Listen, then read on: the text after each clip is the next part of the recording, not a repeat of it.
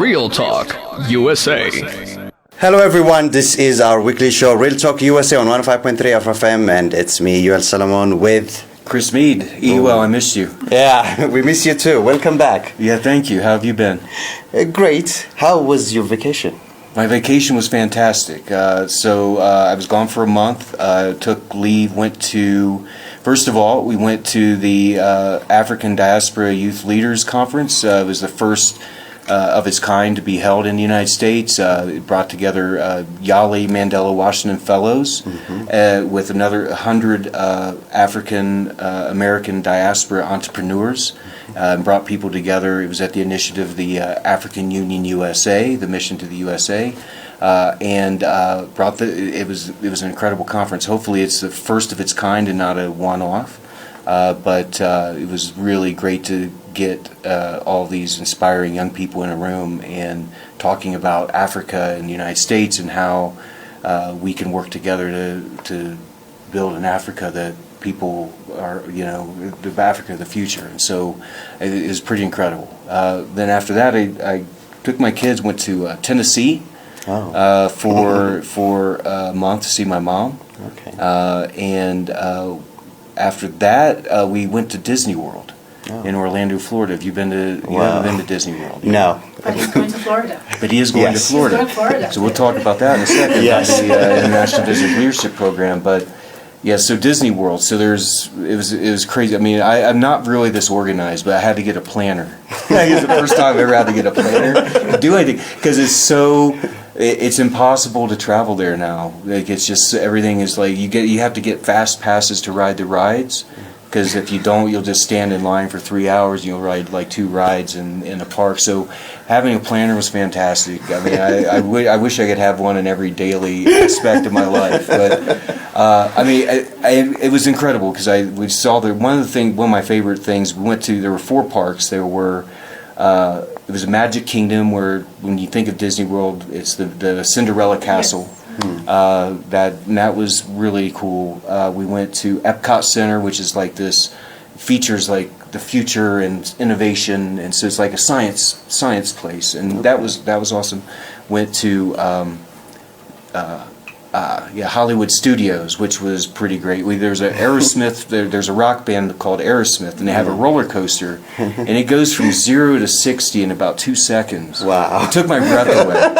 And I got my daughter's 7. She turned 7 in Disney World. And I got her on it, and she was like, "Daddy, I don't want to go." I was like, "Get in." We got it. Once I went in that 1 second when we were accelerating, I was like, "This is not a good idea." But then it was incredible. We shot us into a loop, it was in the dark, and it's amazing. But the best thing there was at the animal park that they have. They have a area for Avatar, the movie Avatar, and I don't know if you guys have seen this. Yes. It's incredible, like it's 3D, and it's very vibrant and beautiful. And there's a virtual reality simulator where we waited in line about 2.5 hours for this thing. Didn't have a fast pass for it. But you sit on like a motorcycle, and there's a scene in the movie where you're riding, where they ride these things called ekrons, which are dragons, and simulates you riding the dragon. Like you can feel like in between your legs, like there's a diaphragm in the seat that breathes, so it feels like the dragon is breathing. Wow. You put on these glasses, and you don't really move that much inside the simulator itself, right? It's just it goes down and up. I mean, the angle of motion isn't that. But your brain is so plugged into the sensory overload, and it's like in 3D, you go through waterfalls, it splashes a little bit of water mist on your face, and what was incredible about it is not necessarily just the ride, but thinking in 100 years, this kind of a thing will be a standard entertainment in people's houses. People won't have televisions, they're not going to have computers, they're going to have VR, right? And I don't even want to get into the implications of what that means for society. It would probably be a horrible place to live in reality, but you could always go into your simulator and live in this fantasy world where everything is great and forget reality. Yeah, completely forget reality. Like you build your own reality. People, there's all futurists can have a heyday with that. But I just like democratizing that and getting that down from being a ride at Disney World to something that's in everybody's house would be. I mean, societal implications are completely. I can't even fathom it. Like, but so Wow. that was incredible. And then I went with my wife to Bulgaria to meet her family. She's from Kazakhstan, and family lives in Bulgaria. Went to the Black Sea, and I don't know what I was expecting, but it surpassed expectations. You know, I have typical American, right? Like I grew up during the Cold War, and like I've been to Eastern Europe, some places in Eastern, like this communist bloc architecture, which is kind of gray and dull, but like the Black Sea was like, I was blown away, like better. So great vacation. Now I'm back. And Yes. Now you're back. Welcome back. Welcome I think seeing you softens the landing a little bit. You know? So, but you're going to Florida as well. Like we will have. So we have Yaman is going to take your place for a month, irreplaceable. But you're going to be sitting in for EUL for a month while he's That's right. doing. What are you doing at EUL?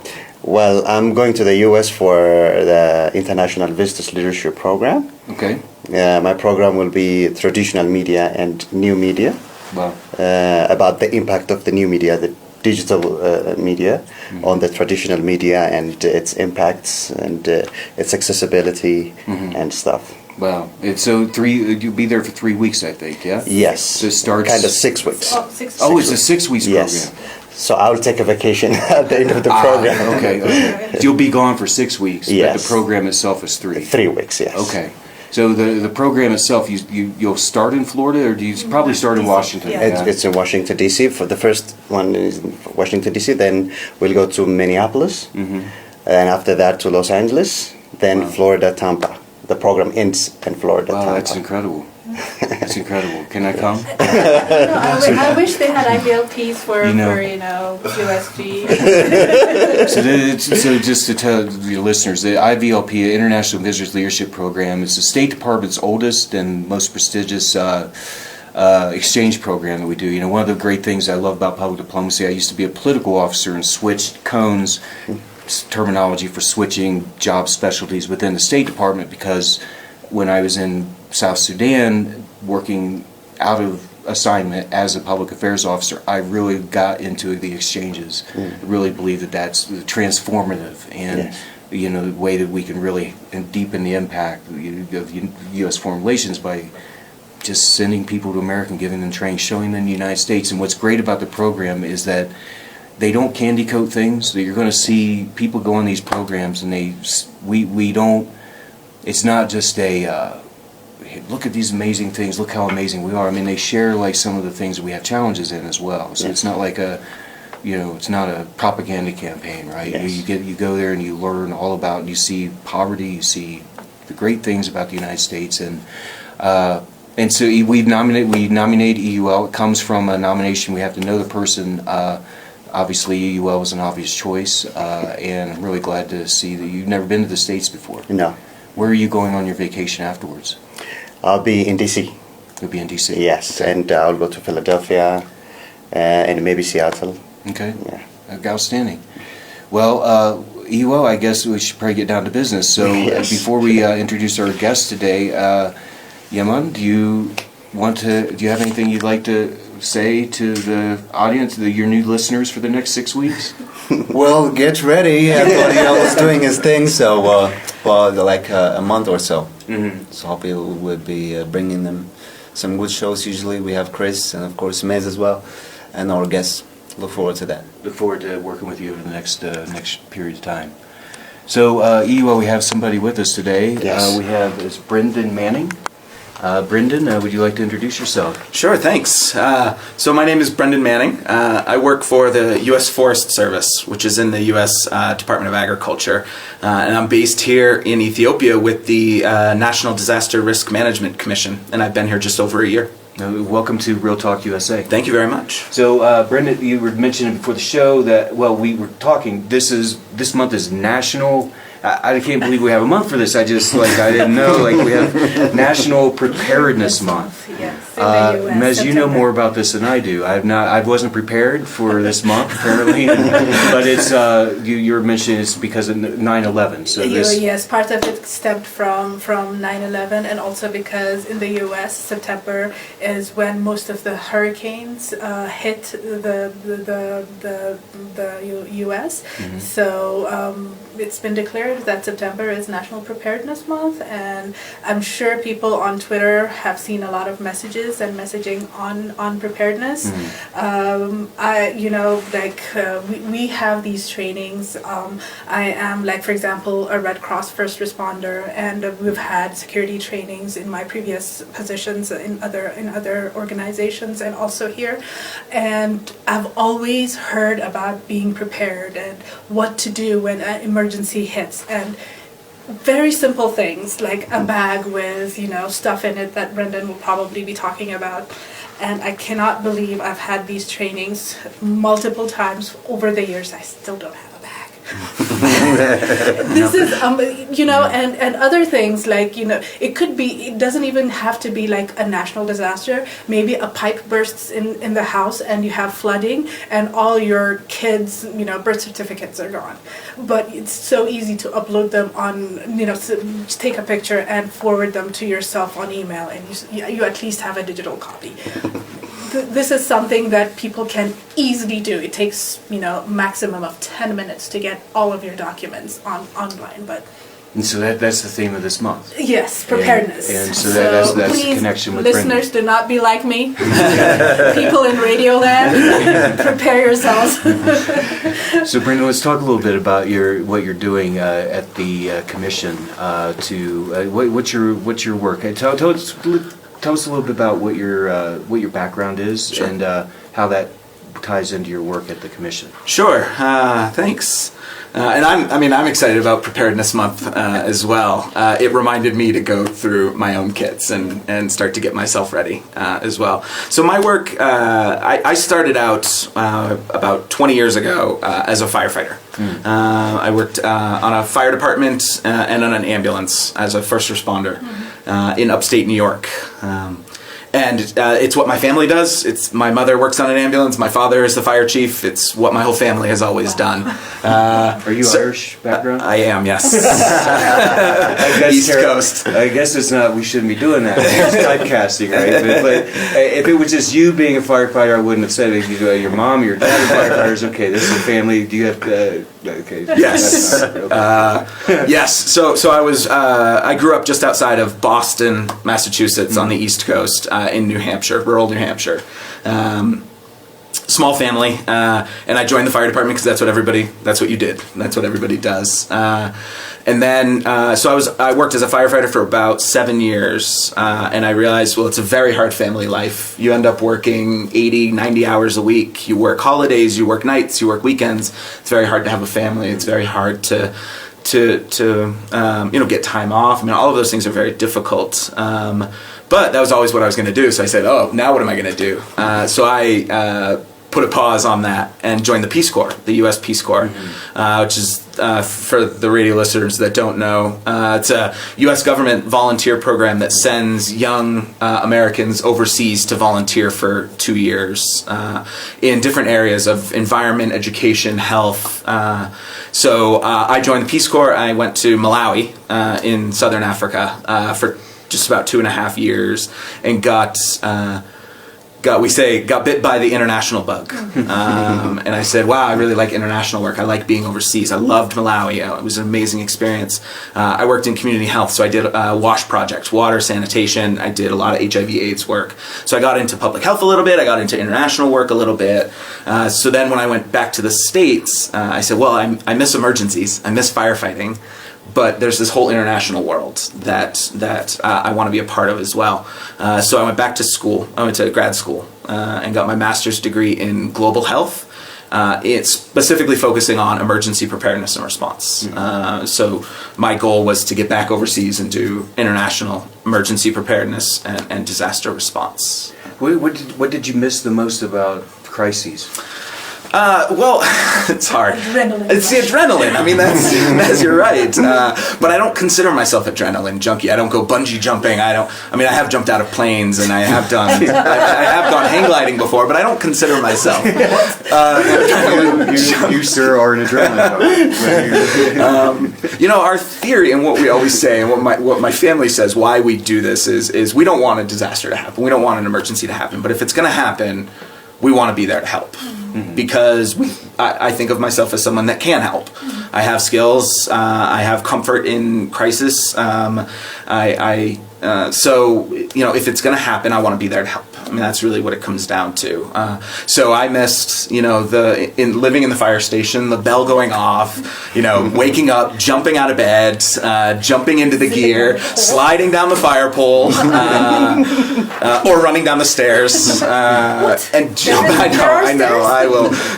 I'll put it's a sad reality that we all don't have fire poles in our fire stations. It is a sad reality. And jumping in the truck and rushing off with lights and sirens and rushing off into the night to help or do whatever it was going to be. I mean, that's what I missed. But it was a hard life, and I realized after being overseas that it was there was a bigger world. There was more out there than small town New Hampshire or the city I was in upstate New York. There was more that I could do. There was bigger places, bigger disasters, bigger emergencies that I could try to help with.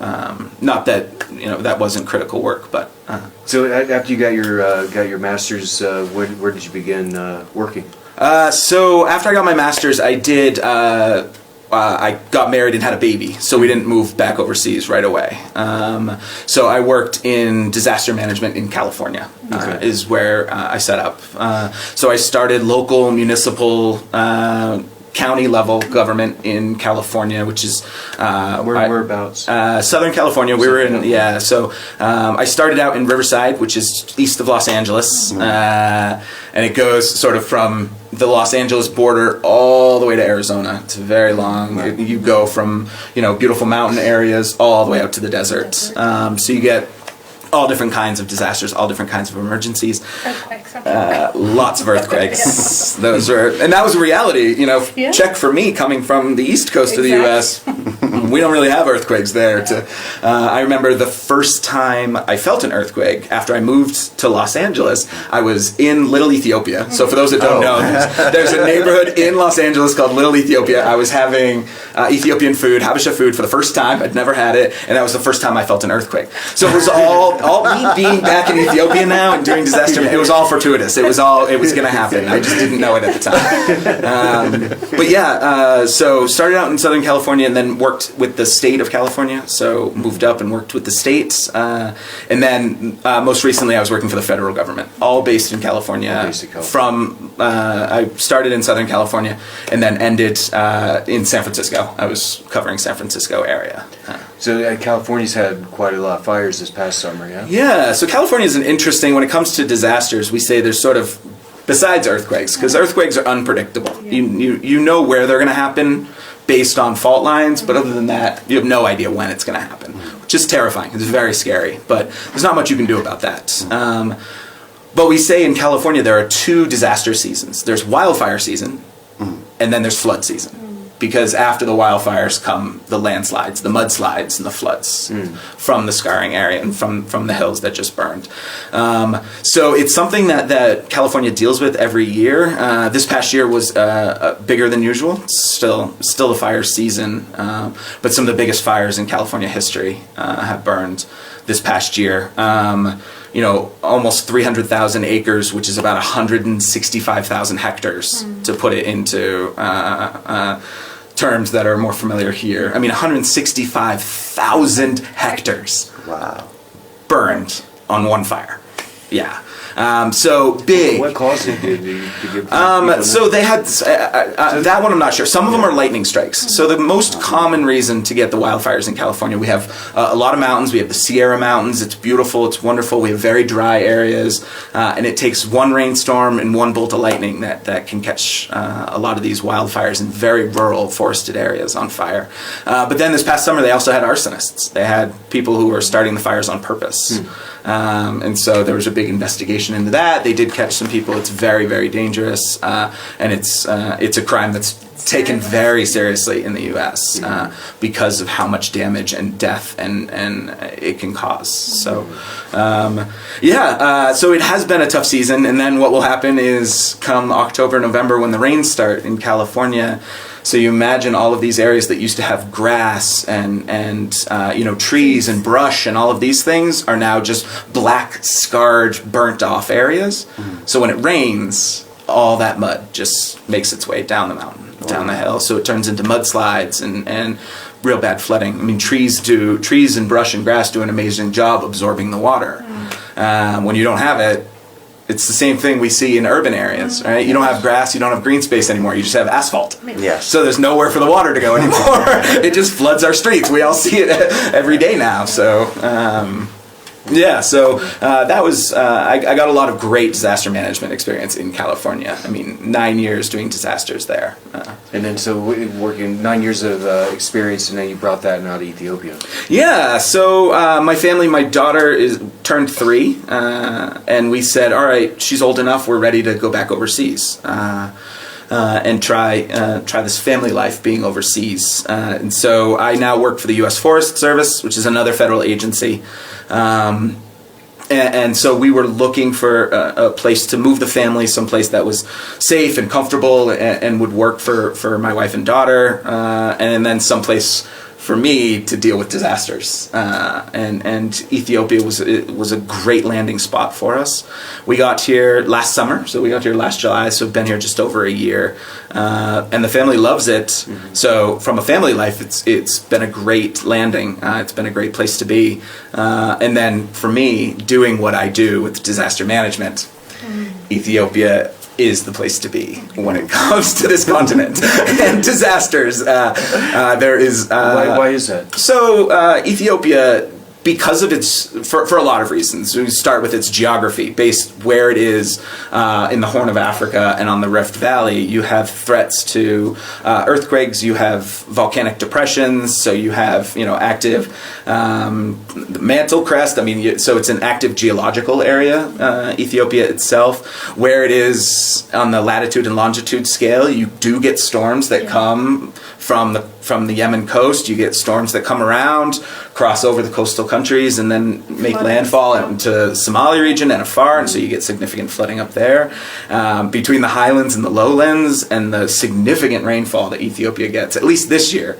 We've had our drought years, so we won't talk about those, but on a typical year, the rainfall that you get creates flooding. I mean, every year we know the Awash Basin, Akaki, we know these places flood, and so you get significant flooding from highlands to lowlands, and then Ethiopia has the history of drought, which is a disaster as well. It's a slow onset disaster. It's not something you think about when you think of typhoon, you think of earthquake, you think of fire, you think of rapid, you think of quick. Drought is an emergency. Drought is a disaster. You've seen it. Everybody here in Ethiopia knows it, but we don't necessarily think of it, and Ethiopia is susceptible to droughts as well.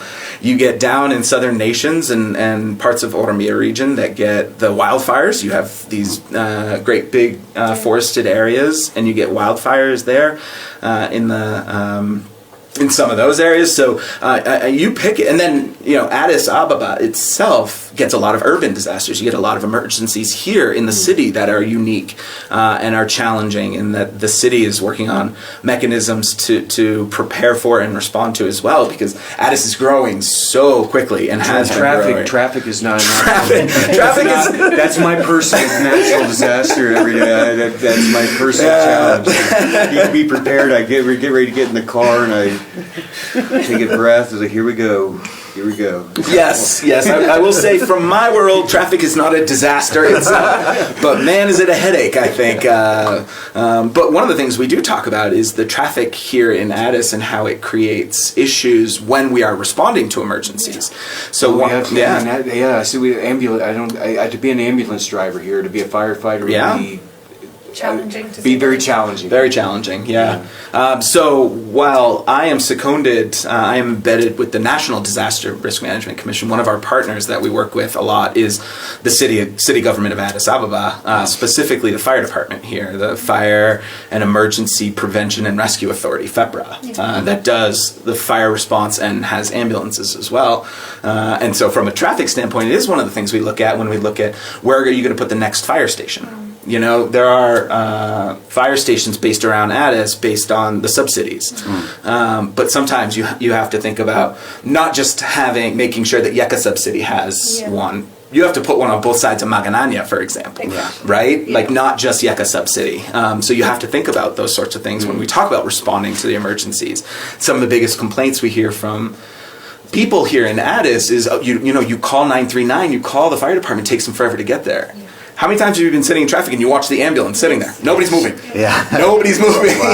Nobody moves to the ambulances. Nobody moves to the fire trucks. And so we need a culture change if we're going to expect our fire department and ambulances to be able to respond and get to us when we need them in any sort of timely fashion. So, Would you mind going over the numbers people can call if there's an emergency? Do you know them? the only one I know is 939. No, that's the- that's yeah. their That's central, 911. yeah. Right. There's also 991.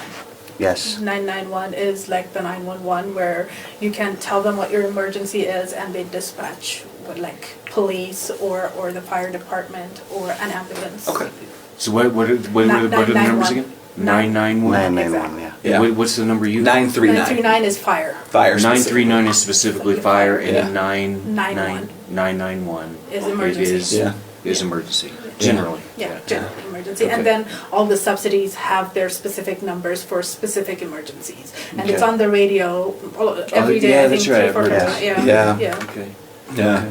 So you've already touched on something you're doing there, which is advising on where to build emergency response centers. What else are you doing? So the fire department here in Addis, we've had a really long-standing partnership with, and we've been doing great work on their, specifically around the firefighter training center. So FEPRA, the fire department, has a firefighter training center now that the U.S. Forest Service, on behalf of USAID, helped develop this training center. You know, in the past, firefighters were getting on-the-job training, we say.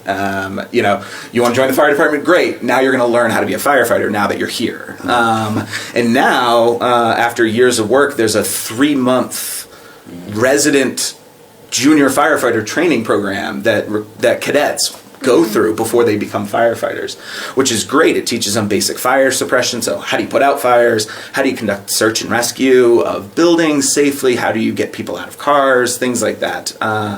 And so now there's this comprehensive, and I've seen the fire department in action, and we're seeing over the last few years, we're seeing a lot of great changes in terms of the skill development with the firefighters. There are. I'm gonna get the numbers wrong, so I don't want the radio listeners to quote me in case there's FEPRA people listening. But they have over 800 firefighters. They have over 30 fire trucks, and all of those things are improving. And we see a commitment by the city government towards the fire department, recognizing it in its crucial aspect as the city is just growing exponentially and growing so quickly that things like critical services, when you think about city growth, are fire department, police, hospitals. Those are 3 things that have to keep up with growth. And when we talk about Addis, which has 10 million people, 11 million people, Yes, close to that. yeah. See, I'll get that number Unofficial right. numbers. Unofficial numbers, right? There has to be these services that can keep up with that because it's something that people look to. We expect it. If you live in the city, you expect to be able to call the fire department if your house catches on fire, and you expect them to show up. And so these services have to try to keep up. So that's been... That sounds like the major challenge for emergency preparedness for Addis Ababa. Huh? It is. In keeping up with that growth. And keeping the money. Fire departments are not cheap. Big fire trucks. You've seen the big red trucks, yeah. those BRTs we say, big red truck. You've seen those driving around the city, right? Those are expensive. They require a lot of maintenance. They require a lot of fuel. All of those things are very expensive. And when we take them to a fire, they get abused. Trucks, they do a lot of work. They work very hard. And so it's a commitment. We're seeing the commitment, but it's an ongoing commitment to keep the funding into the fire department and the Addis Ababa Police Commission and hospitals to make sure that those critical services are available. So, Brendan, you mentioned, we were chatting before the show, and you don't just have, like, obviously you're here in a professional capacity, but you're mentioning something about individual preparedness. You mentioned an acronym. What is that? Do you want to talk about that a little bit? Yeah. When we talk about preparedness, and we're talking about the National Preparedness Month, we look at organizations. Mez was saying when you work for different organizations, they thought about, trainings and things like that. But one of the things I talk about and I promote amongst family and friends when we talk about preparedness is the idea that you're on your own. Yo-yo. Y-O-Y-O. You're on your own. Which means... this is significant. So yo-yo, for the listeners, yo-yo is this... Do you know what a yo-yo is? Yes. It's this round thing. Bakara, we call it in Amharic. What do you call it? Bakara. Oh, Yeah. oh, really? Oh. Oh, good. You just call it a yo-yo. I thought you just went the language. But my mom was a professional children's, what do you call it? Trainer? No, like a program producer for children. Oh, so, okay. I'm sure that's why I know. Yeah. All the names of toys. Bakara? Bakara, yes. Bakara. So now you know something. Now I learned a new word. I don't know how it's going to come up in normal conversation. You're prepared. You're prepared for that. But with a new conversation, with a new adjective. Yes. So yo-yo. The idea of yo-yo, you're on your own, is that yes, we want to be able to turn to our government partners or nonprofits like the Ethiopian Red Cross to support us in a disaster or in an emergency. But the reality is, you as an individual or your family or your community is going to be on your own following an emergency. So, if you have a family, you need to make sure that your family is ready. If you don't have water for 3 or 4 days, if you don't have electricity, if you don't have a way to cook, if you don't have, if your house burns down, how are you going to be ready? The idea that looking at your neighborhood and saying that this neighborhood, the people that live around me are the people that are going to save me. They're the ones that are going to help me in an emergency. We want the fire department to show up. We want the ambulance to arrive. We want the police. We want all of those things, and we pay our taxes, and we look to our government to assist us. But we need to make sure that we're ready. We need to make sure that we have the ability to take care of ourselves. We have the ability to take care of our neighbors.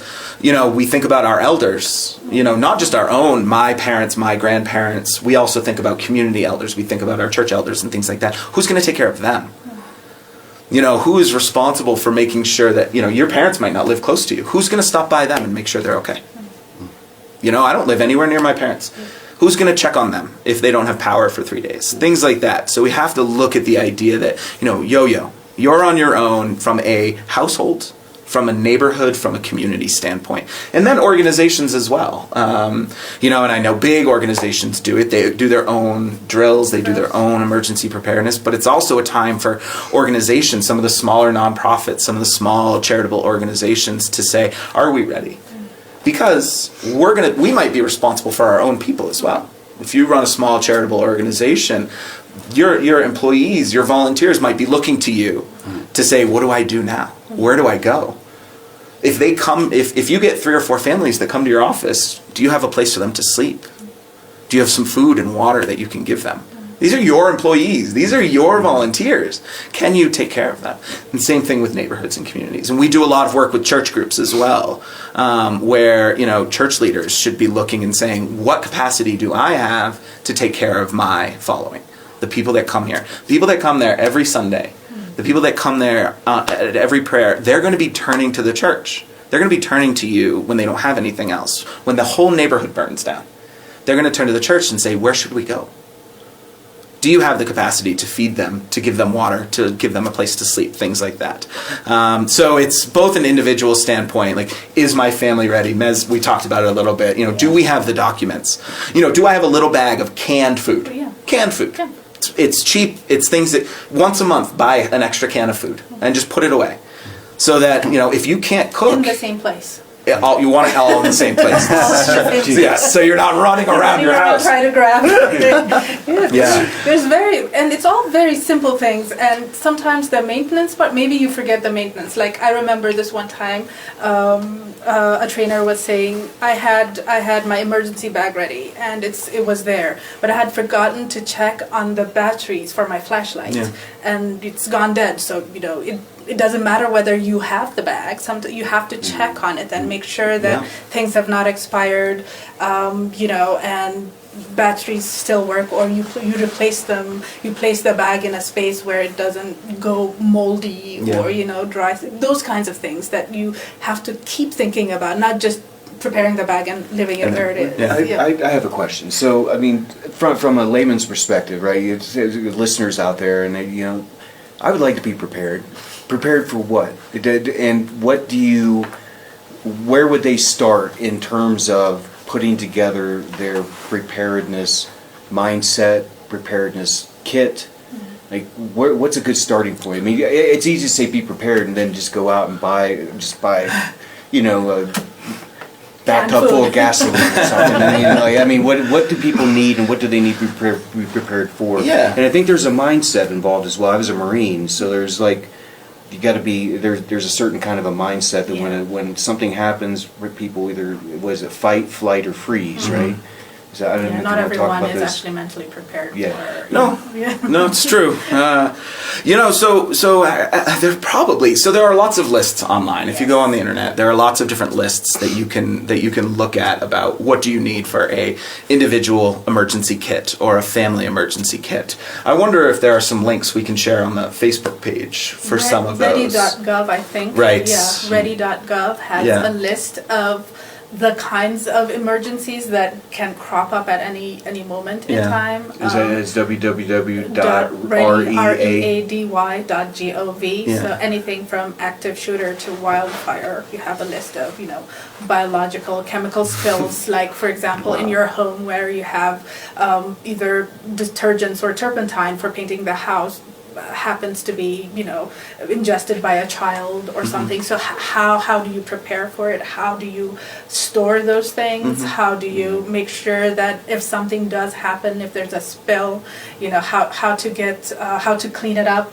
how to get rid of the cleanup stuff. There are a lot of things that you can see when you go through these websites. Very interesting. I was reading up on them when I was preparing for this show, and it was unbelievable. Yeah. Ready.gov. The Ready.gov. Do you have is there? No, so that's a great place. It's going to be overwhelming, I think, because there are a lot of different disasters and a lot of different hazards that you can look at. Need to go get a drink after you go. I know. But the thing is, what I found very interesting, for most of these items, most of the way you prepare for them is actually more or less the same. It's more or less the same. It's the active part as opposed to the preparedness part that kind of differs on how you react to a certain emergency. But preparing for it usually is, like the emergency bag, for example, remains more or less the same. But how to respond when earthquake hits or a flooding hits is maybe kind of different, like how you stay in place or you kind of don't go into running waters. The kind of reactions that you have for different emergencies is different, but the preparedness part, for the most part, is more or less the same. What I want to know is that how can you be prepared for an active shooter? knowing how to respond to an active shooter is actually how you prepare for an active shooter. I mean, that's not a problem in Ethiopia, though. Well, no, but being prepared for it. Or is it? I mean, it might be. I mean, that's a uniquely American phenomenon, right? I mean, kind of, yes. Yes. But then we talk about it. I don't know if you want to talk about it. But then we have had, for example, there was we've had shooters that have targeted individuals. For example, an angry husband, trying to shoot his wife with like an automatic machine gun in the middle of the city. Yeah, not So, mostly you know, that. like, Random shooting. that is not a random active shooter that you would think of in terms of the kind of shooters we have in the U.S. But then again, it's still the same response that you have to have when you happen to be in that vicinity. Yeah. All right, so we look to you, Brent. What's your active shooter So, situation? you know, He's a firefighter. it comes down to looking at it. Your family, as an individual or as a family, you need to be prepared for two different things: shelter in place or evacuation. So if there's an active shooter, you want to shelter in place. You want to lock yourself in. You want to stay safe. You want to stay secure. So we talk about preparedness in a shelter in place mechanism. Or there's evacuation, and you could be evacuating because you have a way out when we talk about an active shooter, or if there's flood or fire or any other hazard, smoke, a chemical spill that's noxious, things like that. And so those are two very different things. When we talk about shelter in place, you need to understand where in your house or where in your office is the safest place for you to lock the door, stay behind a window, stay under your desk, where you can have your phone handy, where you can get yourself into a safe position in that place and stay for maybe some period of time. If it's an active shooter in your neighborhood, in California we've been through this where you get alerts, you get notifications that there is somebody with a gun in the neighborhood. Oh, okay. And it's like, okay, so you lock all the doors of your house, you go into the bathroom, which is usually, it doesn't have windows, it's most central, and you wait. And sometimes you wait hours. Following the Boston Marathon bombing, we waited 2 days in our houses. And so, that's the idea of the shelter in place. Evacuation is the other part where you need to have a bag. You need to have something ready to leave your house very quickly. Some place where you can go, you get your bag of documents and your bag of food, flashlight, batteries, first aid supplies, water treatment pills, things that can treat the water, because you might be drinking out of streams and rivers where you evacuate, or puddles, wherever you're going to evacuate to. And so you need some place that if my house catches on fire right now, I can go grab these bags and get out of the house.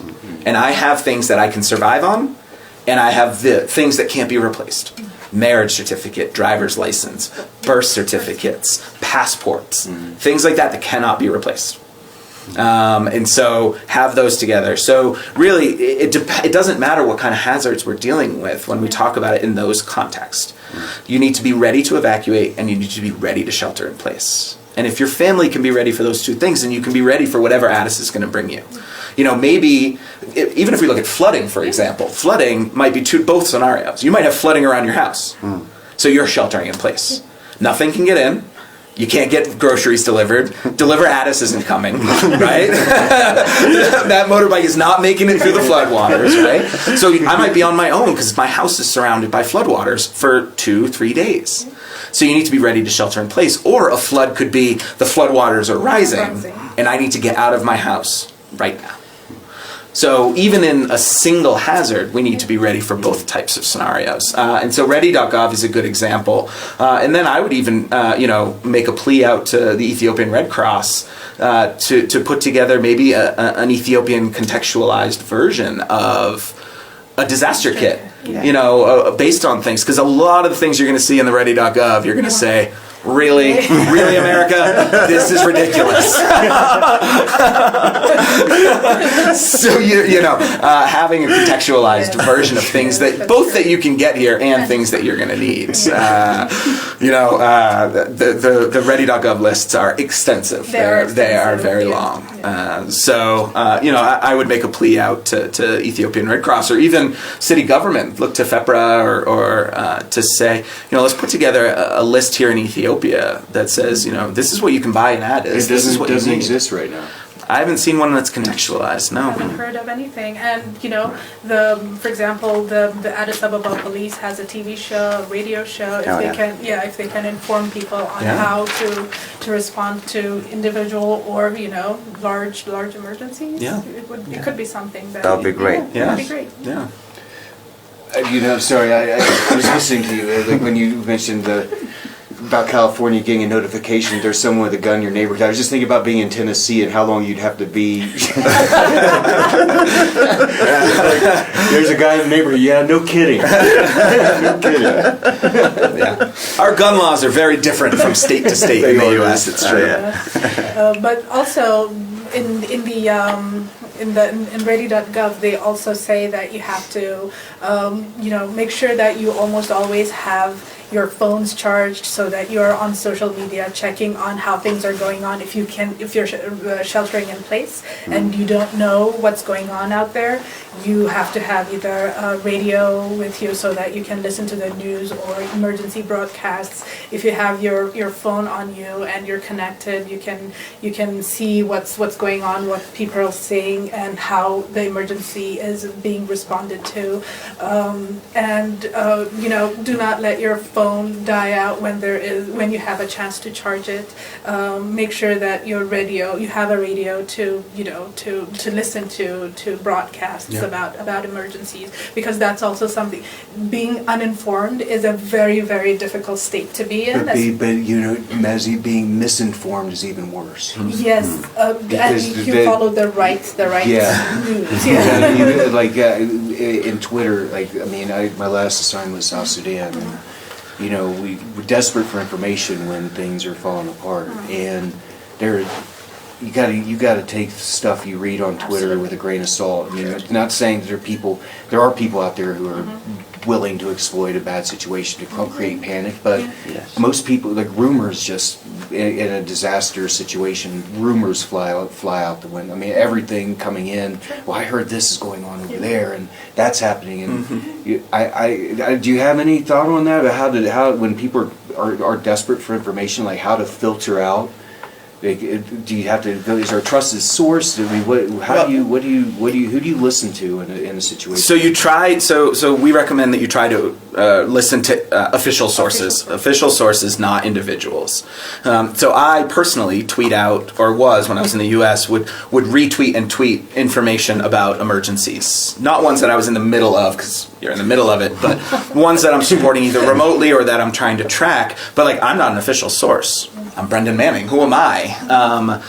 So it's the recommendation that you follow official sources. Now, I will say that sometimes, the only official source might be the one government media source. And so you do have to look outside. Really, when it comes down to information, don't trust one source is what it comes down to. It's all about, we say, triangulating. It's about getting 2 or 3 different sources. And when they all start saying the same thing, then you can start to say, all right, maybe there is some truth to this. But, for all of the listeners, everybody should be questioning everything you read, and you should try to verify as much as possible when it comes down to it. But the reality is, here in Ethiopia, following an emergency, the cell phone network is probably going to be either overwhelmed, which means there's too many people trying to make calls, and so you're not going to have data, you're not going to be able to make phone calls on your cell phone, or it's going to be turned off. And we know that happens sometimes as well. And so radio is the one thing that even still in the U.S. with all this new media that you were talking about, all this great new media out there, radio is the one thing that's still going to be there when nothing else works. And so making sure that you have radio, making sure that you have your trusted sources that you go to, and making sure from an emergency standpoint that the government is reaching out to make sure all the radio stations have the official information as to what's going on, making sure that the radio stations have a means for people to call in and say, this is what I'm seeing and this is what's going on as well. So when it comes to information, we all need to realize that it's great. I can find out what's going on in Addis on Twitter, but as soon as that doesn't work, where am I going to go? Where am I going to go for information? I'm going to turn to 105.3 is what I'm Now, that's not because it's in English. That's because it's a great... It might also be helpful that it's in English as well. On that note, Brendan, is there any... you have a final thoughts for the listeners, or we're going to wrap it up here? When we talk about preparedness, we talked about a lot of things, and there's a lot that you can do as an individual. There's a lot that you can do as your family, your neighborhood, your community, or your organization. From putting together the kits to installing smoke detectors, to putting a fire extinguisher in your house. There are lots of things that we can do. to make sure that we're going to be able to take care of ourselves. When it comes down to yo-yo, it's fires, it's medical. Take a first aid class. Reach out to the local group. If you're a group leader, if you're a youth leader, if you're at a school and you run after school programs, if you're in the church group, run a first aid class for all the people that go there. Bring in an instructor, teach a first aid class so that people can learn the basics of how do I stop bleeding, and how do I think, an injury. buy a fire extinguisher and teach everybody how to run, use a fire extinguisher. We have them. You see them in hallways. Yeah. Who knows how to use one? Yeah. Okay. So Mez is the only one that knows how to. All right. I raised my hand too. But that's my point, right? So it's things like that. It's things that we can be looking at both internally and for the people that either work for us, volunteer with us, or are part of our overall community. Right. And one thing I want to add is through most of the trainings that I have gone through, trainers insist that just because you're the general manager of a company, it doesn't mean that you respond well to emergencies. Maybe it's somebody else in your organization that's good with emergencies and crises. So if you're someone who thinks who can do something about a situation, but you think it's not your place to do it, please do not hesitate. Get in there, because there are. This is also coming from flight or freeze, right? A cultural standpoint. Also, there are people who think maybe I know how to respond to this problem, but it's not my place to do so. So if it is an emergency, if it is a crisis, just volunteer. Get yourself into the situation to assist or to. Even to remove yourself from the situation. It's something that people, I mean, it's not easy to say don't panic. It is easy to say don't panic, but it doesn't work. So that's one of the things I want to say. If you think there is a chance that you can do something about a situation, it may be just picking up the phone and calling someone. It may be yelling to people, get out of here, this is happening. The kind of thing that you are going to experience would be different, but if you have a chance to react, don't be shy about it. Be bold, take action. And Brendan, the one final question that we ask all our guests: what do you love about America? What do I love about America? Gosh, I have no idea. Probably the lack of traffic on the roads. The ease of getting from point A to point B is what I miss the most, I think, driving around Addis. There's a lot of things I miss about America. There's a lot of things I love about America, but it's hard to just say just one. That's hard. That stands out. Having just returned from the United States, like driving is a real pleasure. It's good. The asphalt's pretty good. People stay in their lane. There's a lot fewer cars. No honking. I heard a couple honks, and I thought, man, why is that guy so angry? Yeah. Thanks. All right, so Brendan, thank you for being on our show today. It's been a pleasure talking to you. I want to wish all of our listeners a happy Ethiopian New Year. Yes. And you all have a great trip to the United States, buddy. We'll see you when you get back. Thank you very much. All right. All right. Have a good one, everyone. Thanks.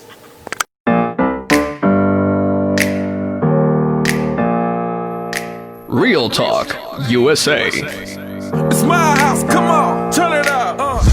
The hour where the U.S. mission to the African Union comes to you through Afro FM 105.3 to highlight the United States partnership in Africa.